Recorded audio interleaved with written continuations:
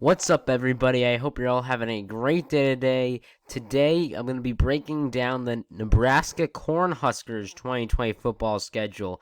Nebraska, home to some of the most loyal and best fans in all of college football. Their fans are always excited for the college football season, and I think this schedule prediction, I think it's going to be a pretty interesting video because looking at Nebraska's schedule, it's probably one of the weirdest schedules in all of college football. They have a very easy stretch, and they have a very tough stretch, so I'm very excited for this schedule prediction, and I'm sure their fans have mixed feelings about this upcoming season because, quite frankly, a couple of years ago, Nebraska looked like they were going to be on the rise. Scott Frost's first year went decent, but a lot of people had high hopes before this past season that Nebraska was going to be a ranked team, maybe a playoff contender. And unfortunately for the Cornhuskers, they were none of that. They didn't even make a bowl game.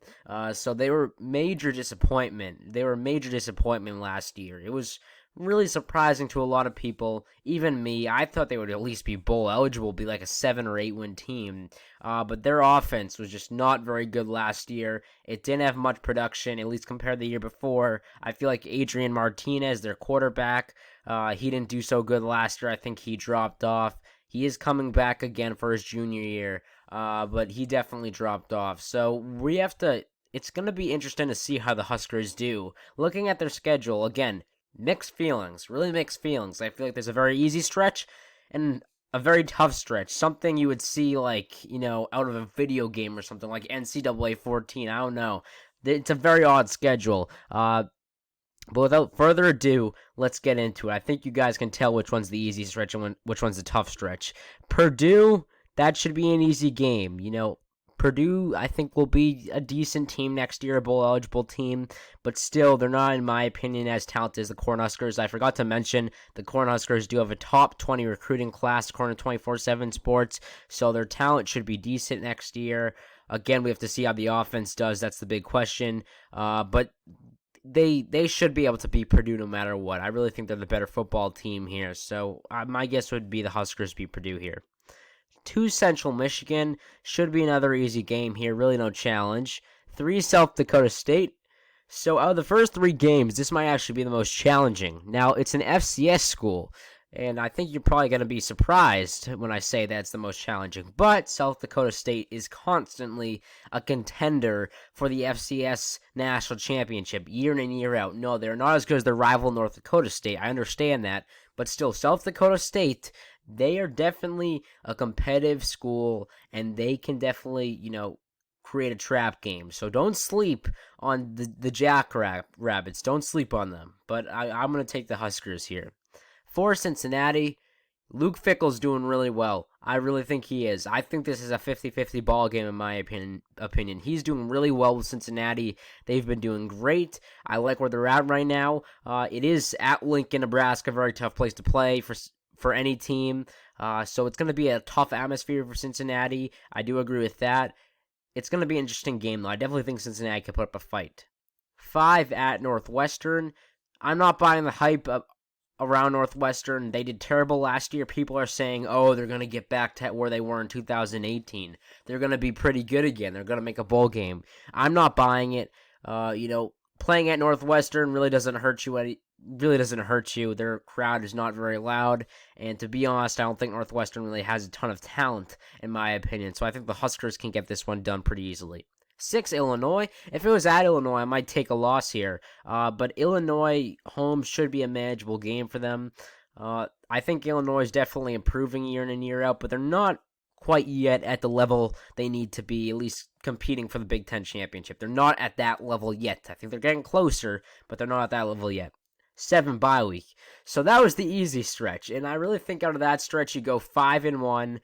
Maybe 6-0. There's a good chance 6-0. The big question is the Cincinnati game. Nice that you get a bye week, and actually week 8's easy too. That's basically another bye week at Rutgers. That's an easy game. So you get 2 weeks of preparation in a row. Now, as an Ohio State fan, I am an Ohio State fan. I have to admit it. I like this because I think the Huskers are realistically going to be coming into this game 6-1. Or 7-0, so it's gonna look like a big game for Ohio State, like a big ranked matchup, and that's what I want as an Ohio State fan. This game's going to be interesting. I think Nebraska's at least going to put up a better fight than they did last year. Last year in Lincoln was absolutely pathetic. I couldn't believe it. I thought it was going to be a close game, but it was absolutely pathetic last year. This upcoming season, again, it's in the Horseshoe. Tough place to play for Nebraska. I think Ohio State, talent-wise, especially on the offense, is a lot better. I'm just being honest. It's not me being an Ohio State fan. They're just really talented, especially on the wide receiver core. You've got Fleming coming in. He's very good.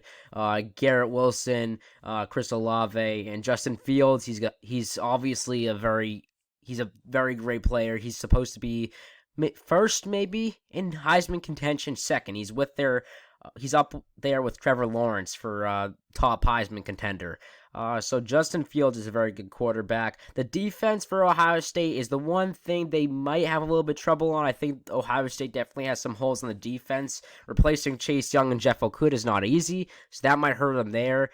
So Nebraska definitely has to have a great offensive game if they want to win this one. But it's just tough. It's later on the season. Ohio State's going to be, locked in. It's at the Horseshoe on Halloween.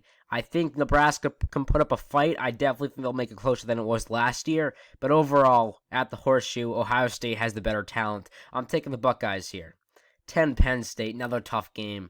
A tough game. I mean, I understand you're home, but Penn State's very good next year talent-wise. They've got a great recruiting class.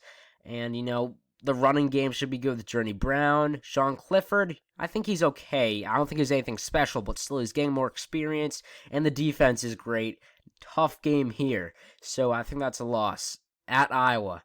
You never want to go into Iowa late in November playing at Kinnick Stadium. That's just terrible. It sucks when you have to play at Kinnick late in the season. That really stinks. It's just a tough game.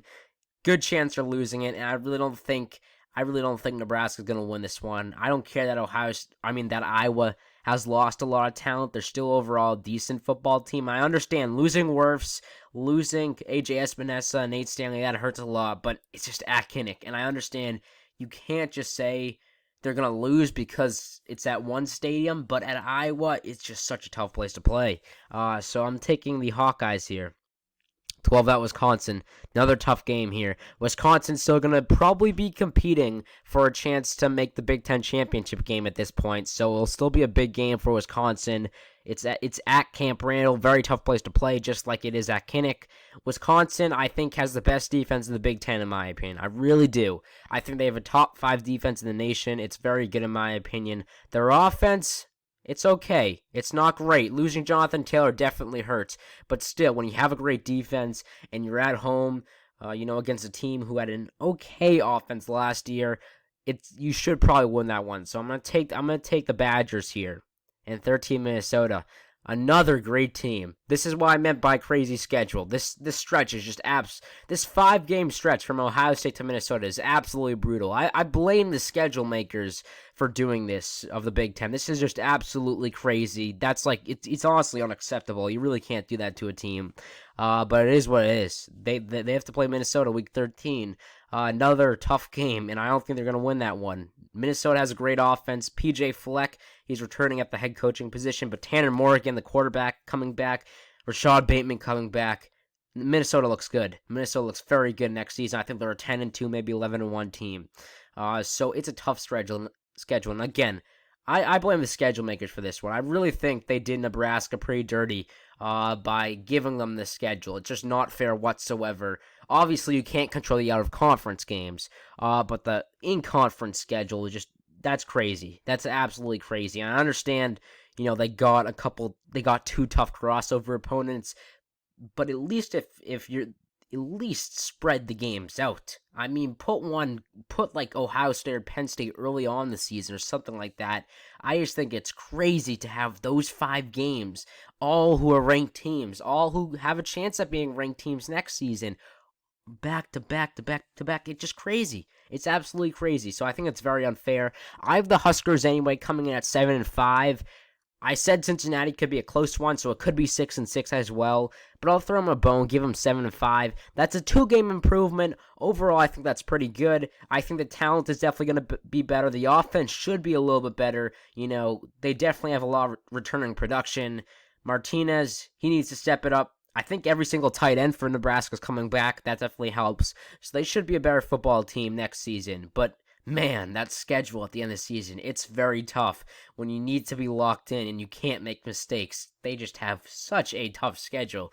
But anyway, guys, that's it for now. Thank you for joining in. Please make sure to like and subscribe. It would really help my channel and help me make better content. And check out all my other videos. But that's it for now, guys. Thank you for joining in.